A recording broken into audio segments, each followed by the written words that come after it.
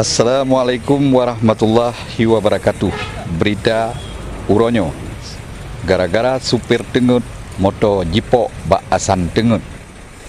Gara-gara supir tengut sabuh moto Avanza warna putih dari Medan jijak Uluk Semawe. Buno bengah Jumaat 20 Agustus 2020 ka jipok bak asan tengut di kawasan Jalan Medan Banda Aceh, pah bak lampu sawit daerah Bagok Aceh Timur. Menurut cerita supir motonyan, saat kejadian gopnyan watenyan tengut hingga motor gaduh kendali ditaju uunen jalan dan jipok bak asan tengut yang na bak bineh jalan di sinan. Akibat kejadian musibah kecelakaannya pedro penumpang motor Avanza na luka bacut-bacut sagai, sedangkan oleh motor Avanza reloh habis. Di Sedebuk Meku, Kecamatan Pedawa, Manteng dalam wilayah Aceh Timur, bak kawasan Jalan Lumpang, Gampung Senebuk Meku, sinan la ilom kejadian ji.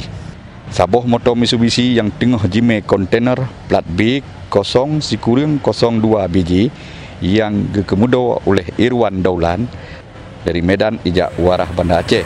Motor bak tempatnya supir motornya pih tengut, leuh kendali motor di pelung lampari, cukup bahaya, langsung jipok bak kaya atau bak asan tengut. Akibat kejadiannya supir motor kontainer yang alami luka berat dan kinet goknyan hanya luka bacut sagai. Bandua awak motornya langsung dipuplung rumah sakit umum ID. Kejadiannya ketangani oleh polisi lalu lintas Polres Aceh Timur. Kondisi motornya cukup berat. Ilyas Ismail, Freelance News, Aceh Timur.